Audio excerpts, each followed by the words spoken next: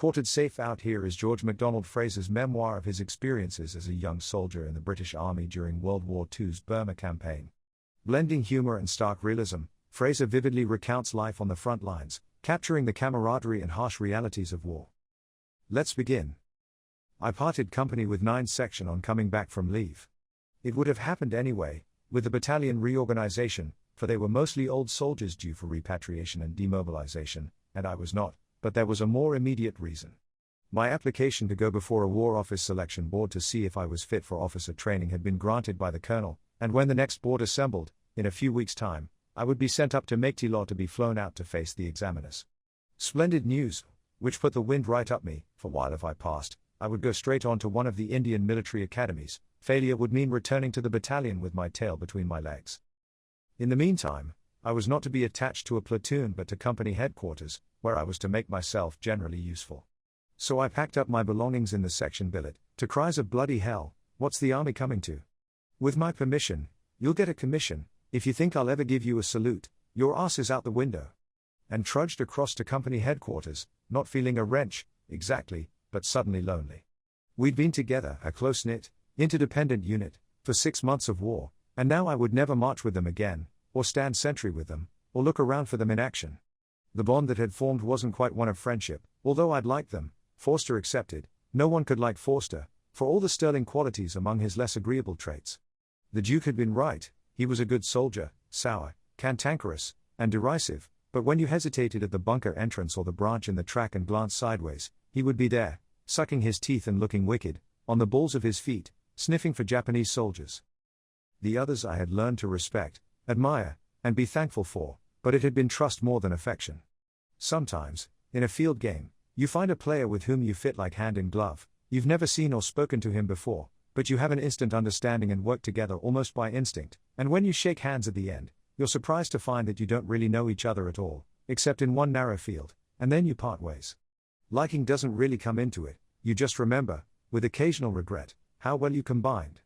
That was how it was with 9th Section. If there was an emotional tie, it was one of gratitude. I would have felt the parting more if it had been absolute, but they were just down the road, and I found myself dropping in at their basher to cadge a piala of tea and listen to them complain about their new section leader, a full corporal, and Irish at that. I felt an unworthy glow on discovering that they didn't like him. "Regimental Paddy," was Nick's verdict. "Mind you, there's something to be said for the bugger, at least he's full grown and old enough to vote, not like some that you get parked on you, know what I mean, Jock?" "Aye, young lance corporals, and the like of them," said Grandmas. "Scotch lance corporals are the worst, I always say. Clever buggers, full of bullshit. Haggis bashing bastards," agreed Watty. "Burgoo belters." "Scotchmen, I've shit 'em," said Forster. "Always getting above themselves, wanting commissions, don't you know, old boy. One thing, we've been getting a decent brew up since we got rid of you, Jock." "Lying sod," I said. "Who's taken over?" "General Slim sends us down a Dixie every day from MacDonald," said Nick. "With a note on the lid, 'Drink up, lads, you'll all get killed.'" He emptied the contents of his piala in disgust. "Who's been pissing in the brew tin, for Christ's sake?" "What they got you on these days, Jock?" asked Morton. "Ablutions?" "Ablutions officer, that's what he's gonna be," said Parker. "Right, jockey boy? With my permission, you can have 2 pips and a latrine bucket, and spend the duration digging shit houses for the pioneers. You won't know the difference from 9th Section, semper in excreta." In fact, what they had me on at company headquarters was filling in wherever a spare lance corporal was needed, and I was kept fairly active in an irritatingly piecemeal way. Unknown to anybody, the war was into its last month, although there was no sign of this along the Rangoon Road.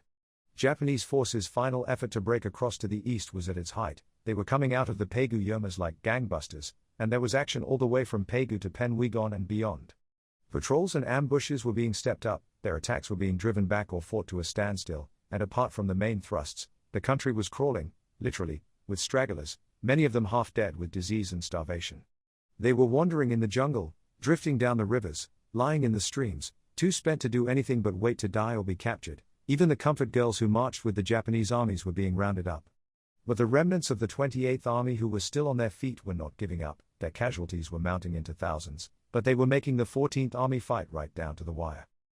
So while 9th Section was operating with their new corporal, I found myself going out in strange company and missing them damnably. I was only out 2 or 3 times with different sections, and we accounted for the odd enemy killed or captured, including the one I mentioned in the foreword who came screaming at us with a homemade spear, 1 against a dozen, and he should have been dead weeks ago by the look of him. And after this, it'll be Malaya, I heard a sergeant say. God knows how many divisions Japanese still got down there, jungle all the way to Singapore, by Christ. They say we'll be getting mules again. Wrap up and roll on. Malaya, mules, and more Japanese, well, it wouldn't be my problem unless I failed the War Office Selection Board. Although even if I passed, what were the odds that I wouldn't be back as a second lieutenant, commanding a platoon in Borneo or Sumatra, 9 months hence? On V-Day it had seemed that our war, too, must soon be over, but now if anything it was heating up, and people were talking of another campaign. With mules.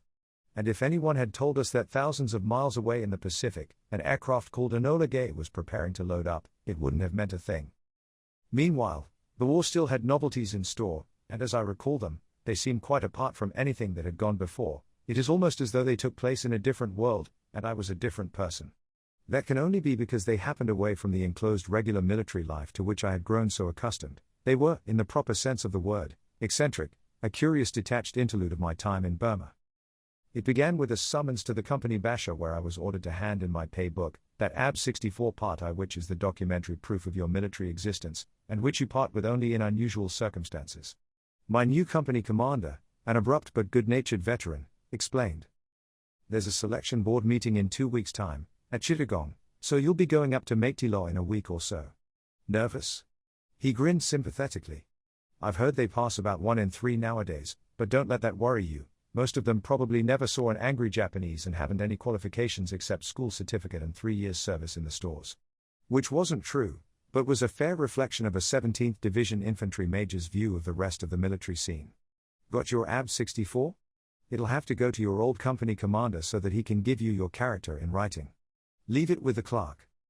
That was enough to set the adrenaline pumping. I hadn't seen Long John for weeks since he was with one of the other companies. It hadn't occurred to me that he would have to pass judgment on my general fitness, recording it forever in my pay book, where it would be scrutinized by those cold, fish-like examiners. What would he say? Well, he was the one who'd promoted me, and on my first outing, my section had looted half an airdrop, and on the second I'd fallen down a well. Was he aware of these things? I could hear the selection board president, in a word, Corporal, you showed your talent for leadership by failing to restrain your men from pillaging, and in the attack on Pyobwe you hid underwater. Common sense told me that Long John would confine himself to general observations, but what would they be? Sins of omission and commission rose up to confront me. Dear God, the best he could say was average, or at a pinch, satisfactory, and what could be more damning than that? By the way, said the major, do you know anything about this anti-tank gun, the Piat? I said I did. I'd been trained in its use in England, although I'd never fired it. At least you'll know one end from the other, he said, which is more than anyone else does. We've had one in store for a bit, but no one's mentioned it until now. Corporal, give us that file marked Piat. Yes, there's been a request for one from, he mentioned an unpronounceable village which I'd never heard of. About 20 miles up the road, small unit near the river. They also want an instructor. Let's see, you've still got a week in hand, well, why not? Take it up, show them how it works, and either bring it back yourself or leave it with them and fetch a receipt. But make it clear that you've to be back here inside a week. Here, I'll give you a chit for their officer commanding. He squinted at the file and gave a barking laugh. A captain whose name, to judge from his bloody awful writing, is Grief. Well, he should know. Pleased at the prospect of change and escaping from the orbit of a company sergeant major who had proved himself a dab hand at finding work for idle lance corporals to do, I went off to renew acquaintance with the projector, infantry, anti-tank, commonly called the Piat. It was the British counterpart of the American bazooka and might have been designed by Heath Robinson after a drunken dinner of lobster au gratin.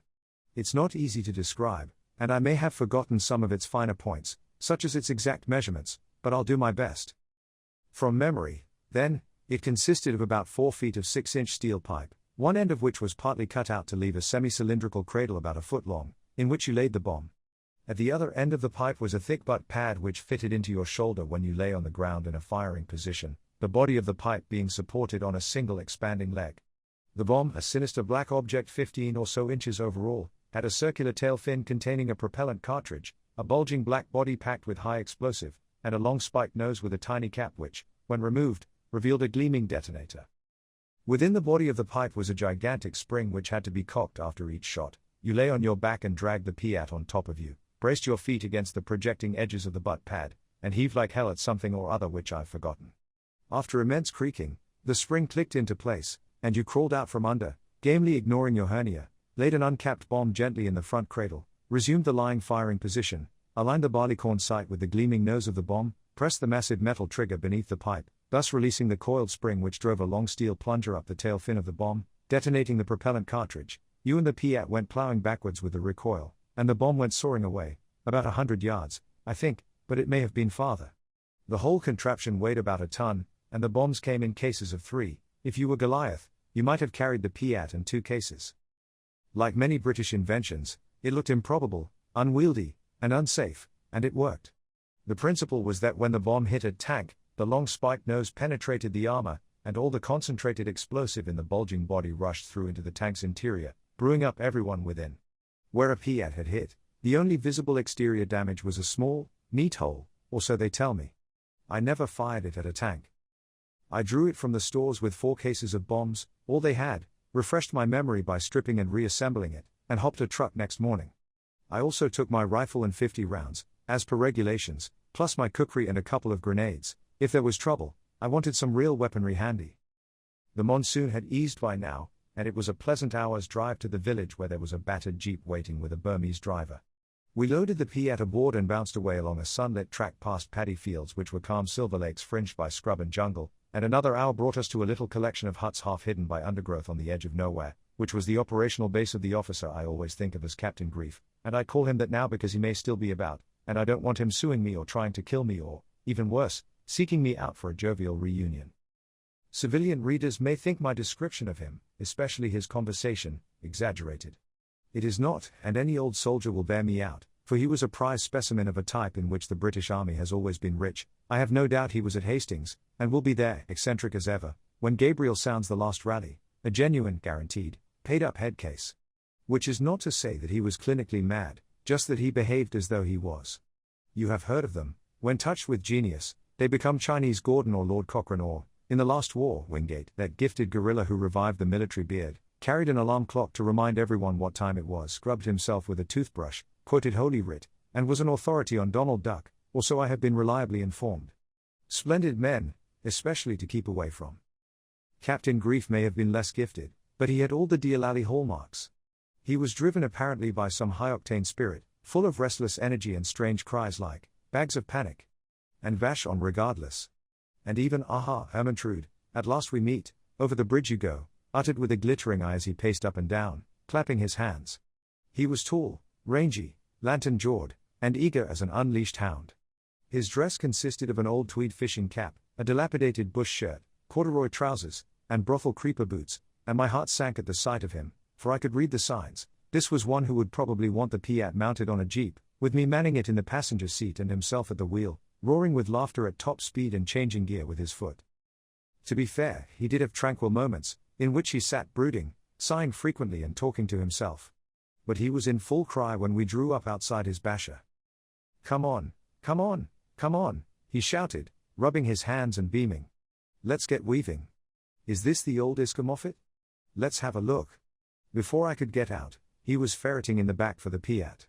"Stone me. Who's been robbing the Titanic's engine room? Got bags of ammunition for it, have you, Corporal? Bang on, good show. All right, stand at ease, stand easy, come in, have a pew, let's get to it. Tea, Sergeant Jones. Tea and your most welcoming smile for our friend here, Lance Corporal Whatsit. You don't mind if I call you Whatsit? It was my mother's name." He threw himself into a canvas chair, put his dreadful boots on the rickety table, and beamed at me. "So that thing's a tank buster, is it? Right, put me in the picture. Take a refreshing sip, and shoot." I did, and he hung on every word, interrupting only occasionally with exclamations like "spot on." "And just the old boot." Then I lay on the floor and cocked it, showed him how the trigger worked, and demonstrated the sight, and he promptly tried for himself, recocking it with one swift jerk and whipping into a firing position in almost the same movement. I impressed on him that the bombs were sensitive, and he cried, "Piece of cake," untwirled the cap, and regarded the gleaming copper nose as though it were a rare gem. Bloody marvelous. Look at this, Jones, breathe on it and reach for your harp. Right, Corporal, let's recap. This little Iska pierces the target and all the good news rushes through, causing alarm and despondency to those on the other side? Great, woomph. He flourished the bomb spear fashion, while I made mewing noises and Jones, a stout little Welshman, watched resignedly. Not to panic, people. Everything's under control. We replace the dinky little cap, so, gad, the skill in these two hands. Take it and press it between the leaves of your diary. He handed me the bomb. What's the effective range? I'm not sure, sir. 100 yards, thereabouts. 'Tis not so wide as a church door, but 'tis enough, 'twill serve, said Grief happily. Now, Corporal, eyes down, look in, we can't use it against tanks, 'cause Japanese forces haven't any, and I wouldn't fancy it against low-flying aircraft, but since he hasn't got any of those left either, we're quids in. How about boats? Boats, sir. The very word I was looking for. Note it down, Jones. Yes, good ancient boats. Floating vehicles, and I don't mean the Queen Mary. Wooden jobs, sampans, lifeboats, rafts, once round the lighthouse in the ruddy skylark things. He cupped a hand to his ear, expectantly. Take your time, writing on one side of the paper only. The line between affected eccentricity and jungle happiness is a fine one, but I was sure by now that this was your normal wild man and not permanently mad. Apart from his 3 pips, he wore no insignia, and I wondered if he was a sapper, which would account for a lot. The reckless confidence with which he handled high explosives was right in character. I once knew a sapper who corrected a wobbly table by shoving a land mine under one leg, and it was weeks before we discovered the thing was armed and ready to blow. I said it should sink any small craft, but that if it burst in the open rather than a confined space, its explosive force would be dissipated. He nodded gravely and said, in a heavy deep South drawl, now, ain't that a goddamn shame? In other words, not much of an anti-personnel job. Be honest, hold nothing back. I said it ought to do as much damage as a 36 grenade, perhaps more, and he brightened. You wouldn't want to be within 15 yards, wearing your best battle dress? Not even wearing denims, sir, I said, entering into the spirit of the thing, and he regarded me with alarm. I doubt if there's a suit of denim this side of Cox's Bazaar, he said in a hushed voice. Oh well, it can't be helped. He gave a sudden explosive laugh, slapped his hands on the table, and was off again.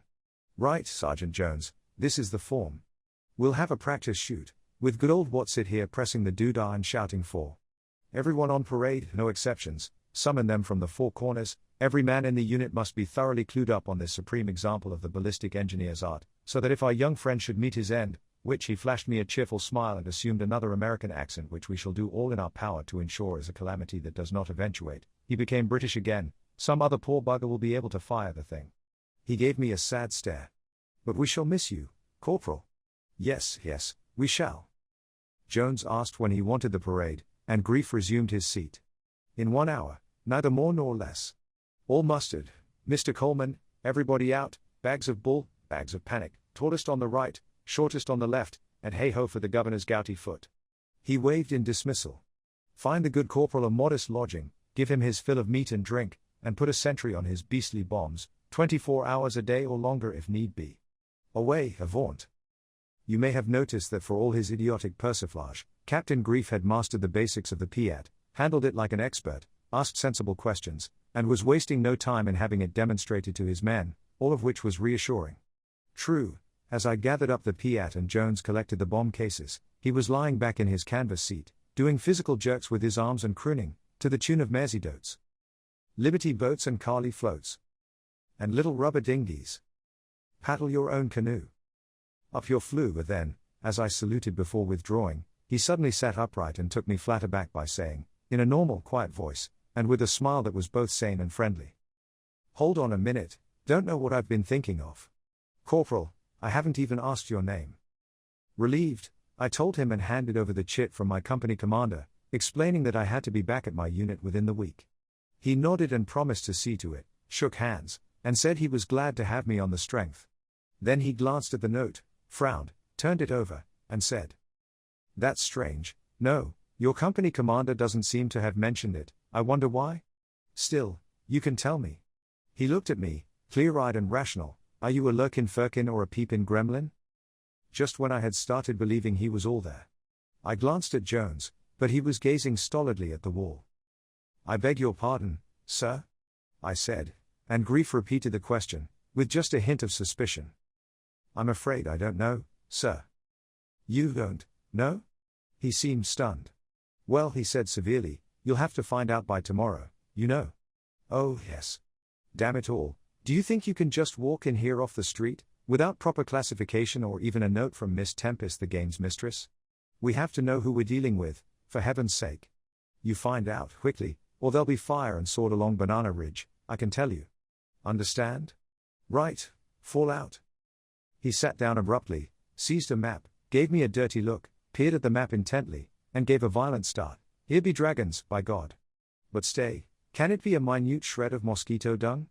Let us read on." When we were safely outside, I turned helplessly to Jones. "Which are you, a lurkin firkin or a peepin gremlin?" He gave me a look. "Me? I'm a tricksy pixie. And that's not all, boyo.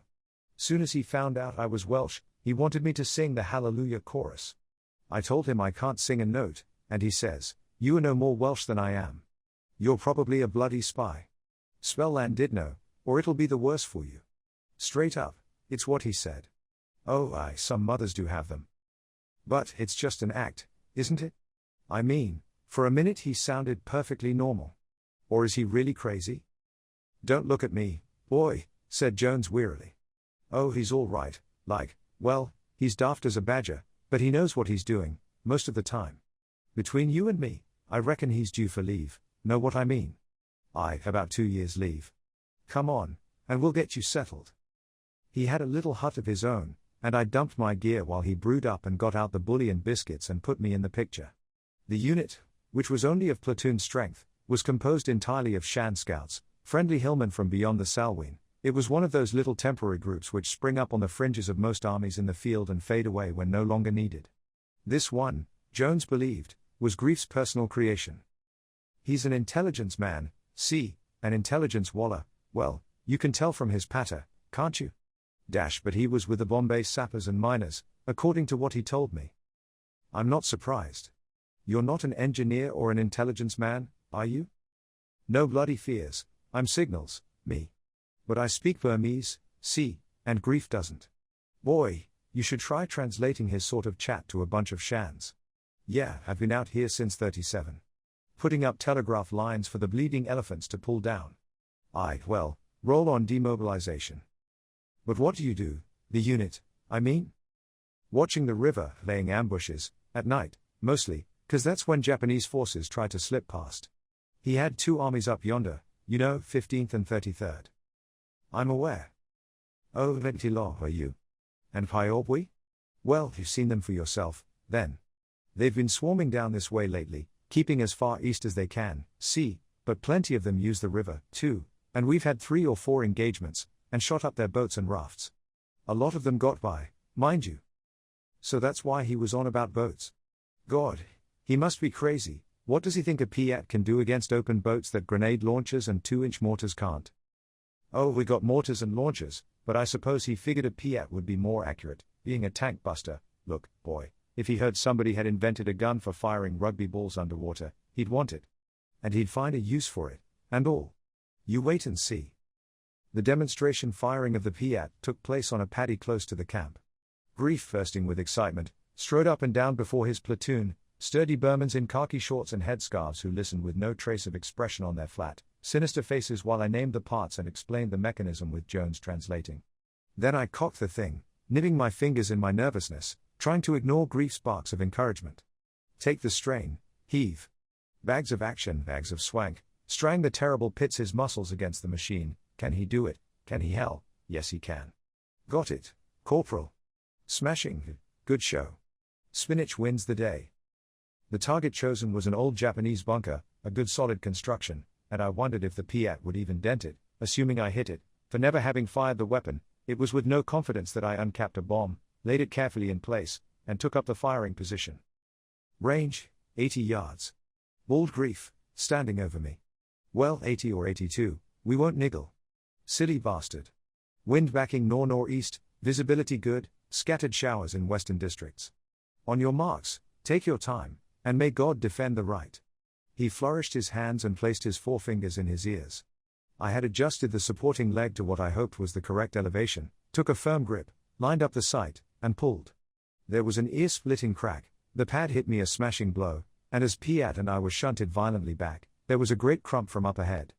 I looked, and approximately halfway to the target, a large cloud of smoke was hanging over a tiny crater. Jesus McGonagall, roared Grief. Ranging shot. Up 50, direction, spot on, elevation, well, nobody's perfect. Try again, Corporal, remember the spider, we're all with you, man and beast. Bags IB number 2 on the gun. He recocked the Piat himself, and by the time I had another bomb ready, he was fiddling with the sight, adjusting the elevating leg, and squinting towards the target. Gravity, muzzle velocity, density, intensity, one for his knob, and bullshit baffles brains. There, into the breach, old what's it, and if all else fails, we'll fix a bayonet on the bloody thing and charge. Fire at will, he's hiding in the cellar, the cowardly sod. I lined up the sight, held on like grim death, pulled the trigger, and being ready this time for the recoil, was able to watch the bomb's flight. It arced slowly up, dipped, and descended. There was a brilliant orange flash and a roar, a billowing black cloud, and beneath it, nothing. The bunker had vanished. Take that, you jerry-built abomination. Flaunt your roof at me, would you? I'll huff and I'll puff and you've had your chips. Grief was off like an electric hare, with his platoon chattering and laughing at his heels. Well pleased, I followed more slowly, pacing out the range. It was exactly 79 yards. He'd measured it, had he? I said to Jones. Don't you believe it, boy, he said. He didn't need to. Grief and his gang were standing around the wreckage-filled pit in which beams and thatch were tangled in the fallen earth of the roof. As we joined him, he heaved a deep sigh and looked solemn. Alas, poor Will, everybody's target, I fear he's been fired at for the last time. He's down there somewhere with his ears ringing and his arse full of shrapnel. He shook his head and then was off again, 16 to the dozen. Not a bad bomb, Corporal, not bad at all, and you can tell the manufacturers I said so, you unregenerate gremlin, you. Or was it Firkin? Not that I give two hoots, I couldn't care less, but I don't want you wandering about in a state of uncertainty. Right, Sergeant Jones, dismiss the parade, depart and take your ease, and if anyone rings, tell them the Redskins have cut the wires. I'm going for a kip. He strode off to his basher, humming any old iron, and I didn't see him again for 24 hours, which was a nuisance because I wanted to suggest that I give two of his scouts a thorough course on the Piat and return to my unit without delay. I felt I had just about my ration of Captain Grief. But he had attached his own version of a do not disturb sign to his basher door. It read "Wake me at your peril," so I turned in early and was lulled to sleep by Sergeant Jones, who had the Welsh gift of talking perfect English in a musical monotone, on and on and on. He lay on his charpoy, staring at the roof, telling me how he and his unit had once mounted guard at Carnarvon Castle, or it may have been the Nafi at Catterick, and so help me, he did it down to the smallest detail. It was full ceremonial jock, see, and we was fell in greatcoats with belts and bayonets, bags of bull, and a lovely sight we were. You were a lovely sight, lads, says the regimental sergeant major. Williams his name was, played in the back row, was it, Forneath, big strong fellow, built like a slag heap, played a trial once, I think, anyway he fell us in and inspected us, and then it was attention, slope arms, as you were, slope arms, that's better, move to the right in threes, right turn, by the left quick march, left right, pick 'em up, bags of swank. You have to make allowances for a man who's had nobody but Grief to talk to for weeks, but I was astonished, on waking some time towards dawn, to hear a hoarse murmur from the other side of the hut, and then for the last time it was present arms, 1 2 3, and the general salute and all the top brass at attention, see, and the band playing the lovely Ash Grove, and slope arms, 1 2 3, and march off by companies, Sergeant Major, platoon move to the left in threes, left turn, by the right quick march, and we marched off, bags of swank, left right, and the band playing Men of Harlech in the hollow, do you hear like rushing billow, and Williams saying keep the dressing, don't go spoiling it now.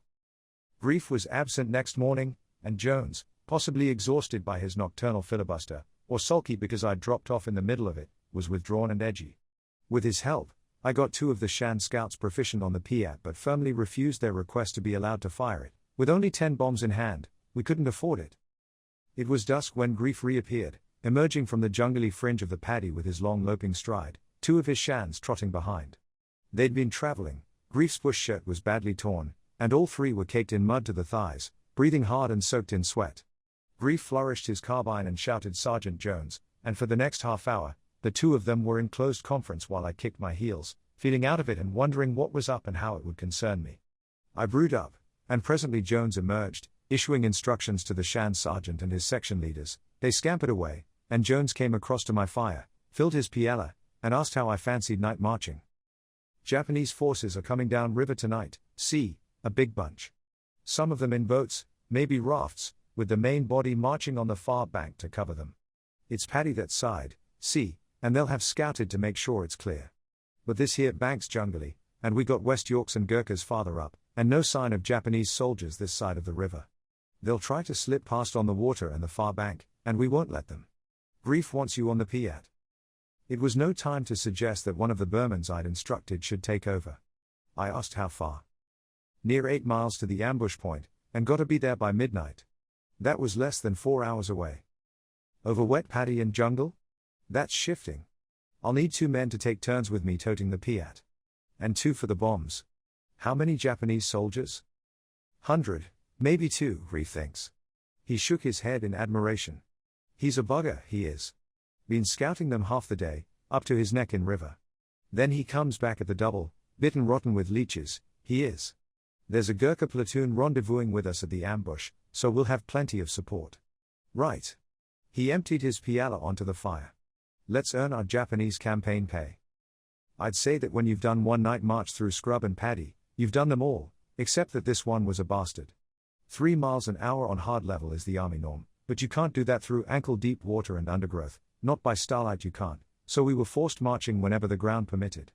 Luckily silence didn't matter, or we'd not have got halfway in time.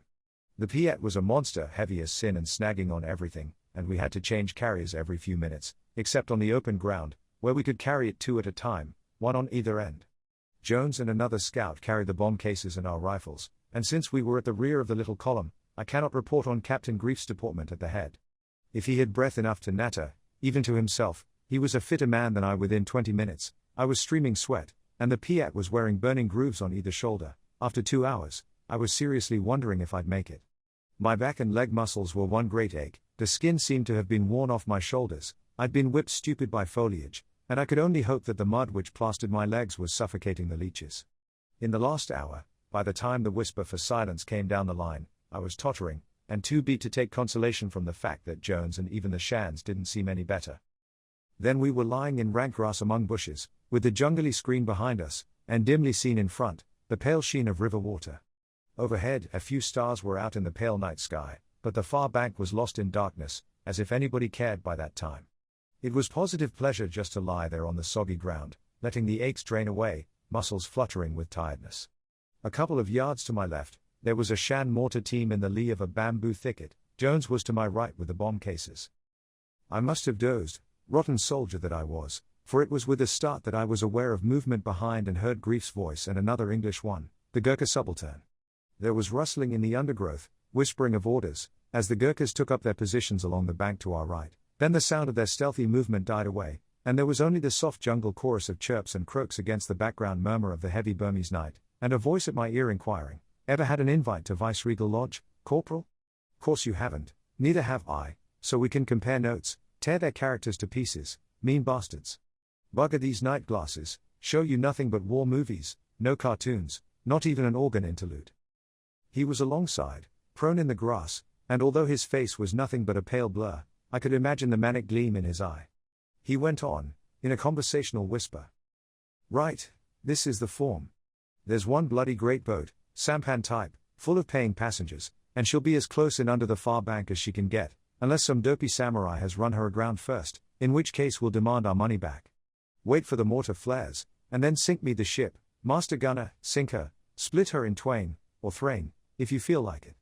Don't bother about anything else, she's your bird. The range will be about 80 yards, is the figure familiar?" "Spot on. Jones. Jones, are you there, Moriarty? Slither over here to the mortar. No, never mind his bloody bombs, I'll look after them. Come on, quickly." Jones wriggled past me, and there was more whispering beside the bamboo thicket as Grief issued instructions for the mortar. 2 flares, and then the high explosives, as fast as you can, and make sure the buggers put them in the right way up, or they'll find your bollocks on a nearby tree. Then he was away into the dark, and the Shan who had been with Jones crawled up beside me, opening a bomb case, and I realized with a shock that I hadn't cocked the Piat. I rolled over, pulled the heavy tube on top of me, heaved until it clicked, checked that the elevating leg was where it had been for the successful practice shot, and took a bomb from the case, fingers over the safety cap. I could hear Jones busy with the little 2-inch mortar, and to my right, there was the snap of a Bren magazine being pushed home and the oily sliding click as the gun was cocked.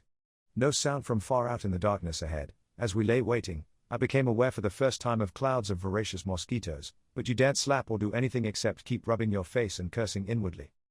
A silent, sweating 15 minutes, and Grief was kneeling beside me again. "There's someone at the door," he whispered. 2 minutes, about. Without being told, I uncapped the bomb and laid it in place. "All set, Jones? On the whistle, let there be light, and we'll be able to see for bleeding miles." I suppose I must have been on edge with excitement, but I don't remember it. I know I was straining eyes and ears. Was there sound or movement far out in the murk, where the far bank must be, or was it my imagination?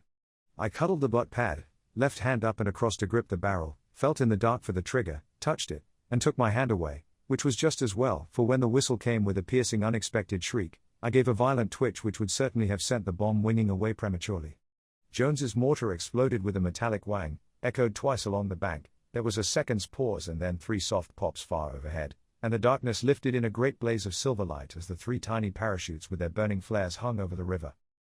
It all registered in an instant, the broad surface of the water shining with the reflected glare, the far bank lined with little dark figures caught like rabbits in headlights, standing, running, dropping to earth, a raft halfway across crowded with men, and beyond it, near the far bank, the dark outline of a big unwieldy-looking craft about twice the size of a ship's lifeboat and high out of the water. And even as I took it in, the Brens were stuttering along the bank, the rifles cracking in rapid fire, and I lined the barleycorn sight on the gleaming copper nose and pulled the trigger, shuddered with the recoil, rolled on my back dragging the Piat on top of me, and I was counting 1,000, 2,000, 3,000, up to 6, waiting for the blast that would mean a hit, but it didn't come.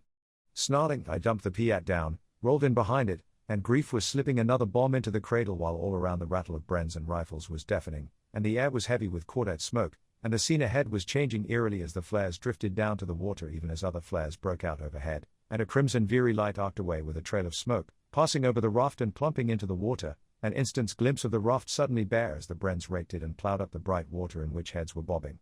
Beyond it, the boat was drifting slowly, and now there were men visible on her stern.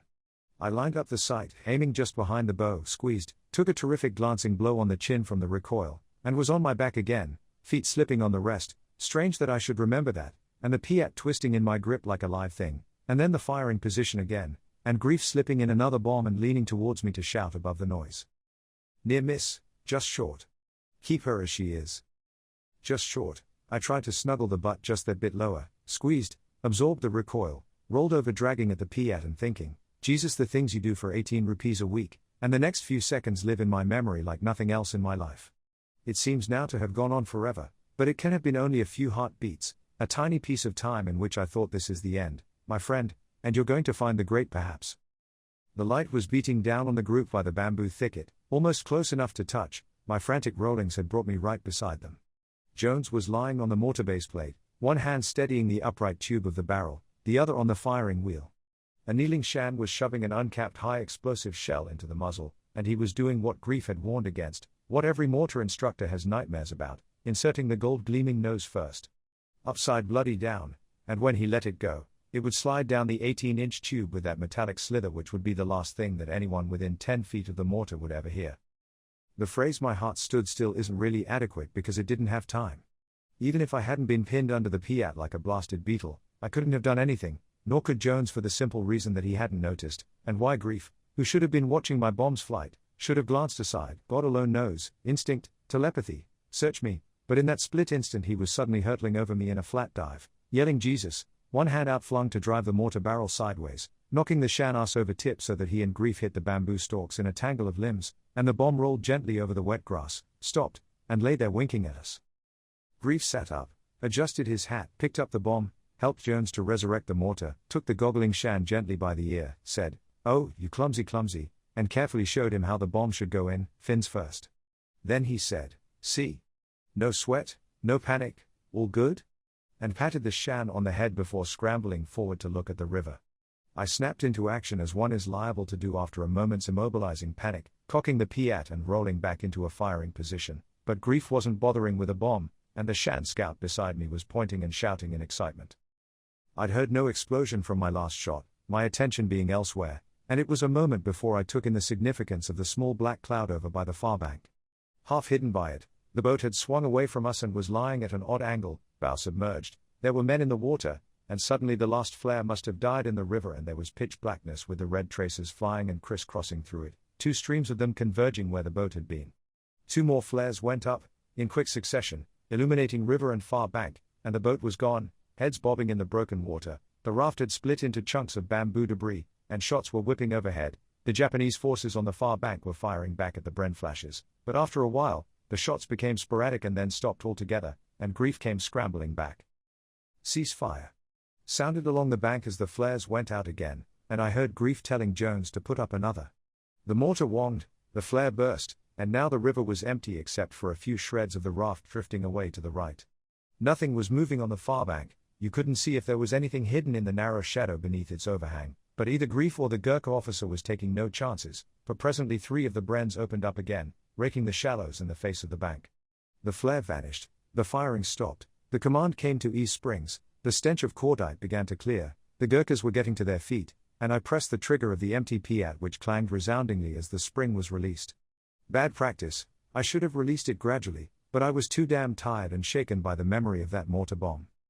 So, I gathered, was Jones, for he held me spellbound with his description of how that bloody daft Shan, look you, had been putting a high explosive shell down the spout the wrong way for Christ's sake, and Jones hadn't seen nothing, see, till Grief came flying and knocked the silly bugger endways in the nick of time, see, or we'd all have been blown to buggery. Of all the stupid bloody native tricks it would turn your hair white, begot.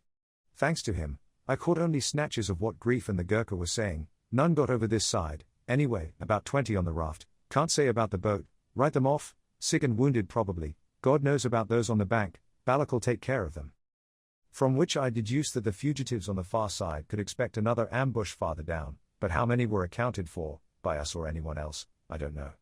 It was a not untypical operation for that time, fairly messy and of minor importance in military terms. It was the last time I ever heard a shot fired in war. For the rest, I'm not ashamed to admit that my most lasting memory of the night's work is of that dully gleaming bomb nose poised at the muzzle of Jones's mortar with the thin brown fingers about to let it go, and if, considering what else happened in that faraway forgotten ambush, that seems unreasonably egoistic, I can only quote Macaulay on the folly of supposing that a man cares for his fellow creatures as much as he cares for himself. The return journey I hardly remember, except that we reached the camp in broad daylight, exhausted to a man, and I steeped my feet in hot salt water before collapsing on my blanket. After that, it's vague. I think I was there for another day, possibly 2, before being jeeped to the main road and hopping a truck to the battalion, but I certainly recall stripping, cleaning, and reassembling the Piat, handing it over to 2 grinning Shans and getting a receipt for it and its remaining bombs from Jones, and Grief sitting back in his canvas chair with his hands behind his head, holding forth. There's a nasty secretive streak in you, what's it, and I take a pretty dim view of it, fact, I can hardly bloody see it, through a glass darkly. You knew damn well you weren't a peeping gremlin or a lurkin' firkin, didn't you, but did you let on, did you hell, and don't tell me you'd forgotten, either. Good God, one look in the mirror, plain as a pikestaff, even Jones can see it, can't you, Jones? Yes, Lush, what's it, the murder's out, evil weevil written all over you. Can't think how I didn't spot it, got weevils in my own family, both sides, incestuous business, don't talk about it. So, you're going, well, so long, mind the step, don't lift anything on the way out, and keep an eye open for the Roman gnomes, the bastards are everywhere. Who knows, we may meet at Philippi. Thus far, I'm happy to say, we haven't. Hey Grandmas, hear what they're saying on the wireless. The Yanks have dropped a bomb the size of a pencil on Tokyo and it's blown the whole place to bits. Oh, aye.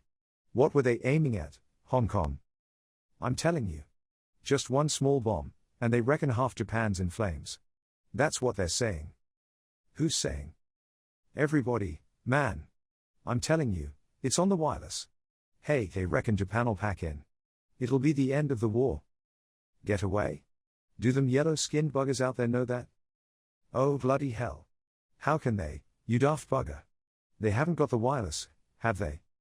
All right, then. I'm keeping my head down until the Yanks have dropped a few more pencils on Tokyo. And when them buggers out there have packed in, I'll believe you. Oh, I'm wasting my time talking to you. Hey, Forster, hear about the Yanks? They've dropped a secret weapon on Tokyo, And the whole town's wiped out. High bloody time. Who's smoking, then? Hey Jock, give us one of your headquarters company cigarettes, you mean bugger. That concludes the 12th part of the story. Thank you very much for listening. Please consider subscribing for more episodes.